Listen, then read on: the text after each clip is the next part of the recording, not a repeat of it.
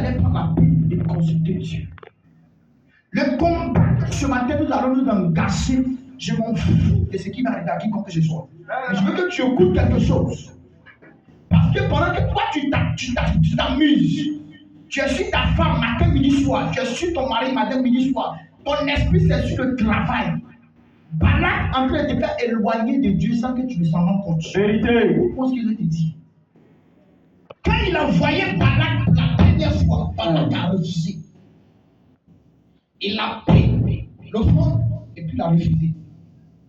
La Bible dit il a envoyé encore des hommes plus considérables que ceux qu'il avait envoyés auparavant. Et il a dit une parole que personne ne t'empêche, n'est-ce pas, de venir. Et la Bible dit quelque chose que quand Balaam a entendu ces paroles, il a dit quelque chose que même si Balak me donnait la moitié de sa maison, il est inévitable que moi je parte sans écouter Dieu. Ce matin, si je suis venu ici, c'est parce qu'il est consulté le Seigneur. Et la prière que nous allons faire aujourd'hui sera accompagnée d'une offrande. Écoute-moi bien ce qu'il est dit. Et la Bible dit quoi? Quelque chose qui m'a poussé. L'Éternel a dit auparavant à Balaam que tu n'iras pas. Mais quand Dieu s'est révélé encore à Balaam, Dieu a dit à Balaam, va. Le même Dieu qui a dit à Balaam, va, la Bible dit que pendant que Balaam partait, la colère de l'Éternel s'est enflammée contre Balaam. Pourquoi?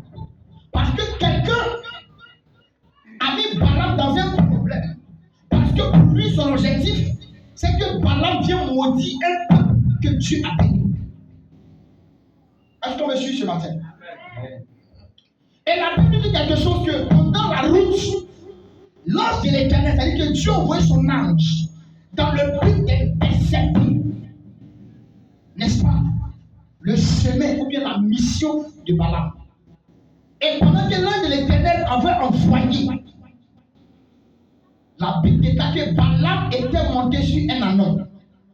Et la neige sur qui il était monté, la Bible dit que la neige ne pouvait pas emprunter le chemin normal. Parce qu'il voyait l'ange en face de lui. Et parce que l'ange qu'il voyait en face de lui le résistait. Donc lui, pour protéger son maître, il déviait le chemin que l'ange était arrêté. Et la Bible dit, Balaam a frappé son âme jusqu'à 3 fois. Et la 3e fois, la Bible dit, l'Éternel va toucher la bouche de l'âne pour parler à Balaam. Pour faire comprendre à Balaam que je n'ai pas l'habitude, n'est-ce pas, de me comporter ainsi. Maintenant, si je commence à me comporter ainsi, c'est parce qu'il y a vu quelque chose. Et pendant que Balaam discutait avec un animal, la Bible Dieu va ouvrir les yeux de Balaam. Et Balaam va comprendre que ce qu'il devait voir auparavant, lui n'a pas vu ça, mais c'est son animal qui a vu ça. Alléluia. Amen. Et la Bible dit l'Éternel maintenant va parler à Balaam. Et la Bible dit quand l'Éternel s'est révélé à Balaam, Balaam a fléchi. Ce qui veut dire que Balaam a reconnu l'autorité de Dieu. Et cette autorité de l'Éternel que Balaam avait reçue a permis à Balaam d'entendre encore des oracles, pas des oracles et pas des prophéties. Entendre encore des paroles de l'Éternel. Parce que cette fois-ci, Balaam ne partait pas pour maudire un peuple. Mais Balaam partait dans le but de bénir ce peuple. Mais sur l'ordre de l'Éternel. Alléluia. Amen. Et la Bible dit que quand Balak a appris que Balaam venait, quelque chose d'extraordinaire, quelque chose de puissant s'est révélé. Alléluia. Amen. La Bible dit que Balak s'est précipité pour aller à la rencontre de qui? De Balaam. Parce que pour lui, il était heureux. Il était heureux pour que Balaam vienne pour maudire un peu. Laisse-moi te dire ce matin que toutes ces personnes qui défilent en bas des féticheurs, toutes ces personnes qui décident, qui défilent plutôt en bas des marabouts, on a dit même il y a des chrétiens, qui ne font rien sans même consulter des marabouts. C'est-à-dire que la journée, ils sont des chrétiens, mais la nuit, c'est des païens éternels. Alléluia. Amen. Et quand ces personnes-là sont dans les églises, ils se connaissent. Parce que la dame qui est au fond là-bas, féticheur, c'est que certainement c'est quelqu'un qui l'a connecté. Et la Bible dit Balaam plutôt pensait que Balaam venait maudire Israël. Mais il ne savait pas que Balaam plutôt venait pour bénir le peuple. Regardons le piège que Balaam va tendre à Balak. La seule chose que Balak ne s'attendait pas. La Bible nous enseigne que quand Balaam est arrivé, il a appelé Balak. Il a dit à Balak que je ne peux pas maudire ce peuple-là sans toutefois partir une autel. Or, l'autel, c'est le front. L'autel, c'est l'argent. L'autel, c'est le sang. La Bible dit, Balak a demandé à Balaam combien d'autels je peux bâtir. Le nombre des autels que tu veux, je peux le faire. Pourvu que tu maudis ce peuple. C'est qu'il est dit, pendant que toi tu dors, ton ennemi est prêt même à coucher avec un marabout, toi de toute ta vie. Pendant que toi tu dors, ton ennemi est prêt à vendre une partie de son corps pour détruire toi ta destinée. Est-ce que je parle à quelqu'un? Amen. Pendant que toi tu passes ton temps, ton esprit est connecté sur ton travail là. L'ennemi est prêt à t'arracher de là où tu es.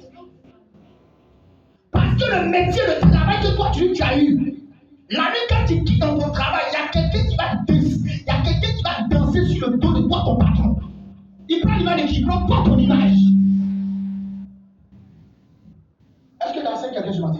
Enseigne, papa. La Bible dit, Balaam a dit à Balak, dresse-moi 7 autels. Et Balak a dressé 7 autels. Parce que l'objectif de Balak, c'était de détruire les enfants d'Israël. Ton ennemi ne voit pas le prix qu'il va payer pour te racheter la vie. Le prix que l'ennemi va payer pour toi te détruire là, ça ne coûte rien dans sa vie. Mais par contre, toi, les 10 000 francs que tu donnes à l'église, c'est comme un fardeau pour toi. Les 500 que tu viens te donner à l'église, c'est comme une malédiction pour ta vie. Mais quelqu'un qui n'a pas l'argent, quelqu'un qui ne travaille même pas, quelqu'un allait consulter un marabout ou un féticheur, le féticheur est capable de lui dire, donne-moi un peu noir. Par contre, lui, il est venu consulter. Il n'a pas l'argent. Mais le peu noir que le féticheur ou le marabout a demandé, frère, je ne sais pas comment ce jeune va s'arranger. Je ne sais pas comment la femme va s'arranger. Mais c'est que le marabout a demandé. Le marabout s'en fout que tu aies l'argent, que tu n'aies pas l'argent. Si tu veux que le travail que tu m'as confié, si tu veux que ton travail évolue, si tu veux que ton travail marche, voilà ce que je te demande comme sacrifice. Vérité. Alléluia. Amen. Tu vois que ce dernier-là est capable d'aller demander chrétien quelque part. Ce dernier est capable de vendre même sa télévision. Ce dernier est capable de vendre même sa fille dans le but d'obtenir ce que le marabout, le féticheur lui a demandé. Alléluia. Amen. Et quand le marabout, le féticheur va lui demander, quand il va envoyer, le gars va lui dire, le bœuf ou le mouton ou la poule que tu as envoyé, va l'enterrer à 3h du matin vivant. À 3h du matin que le gars a entendu, il ne peut pas aller à 3h01, ni à 3h30. À 3h, c'est-à-dire qu'au plus grand temps à 3h, il doit être sur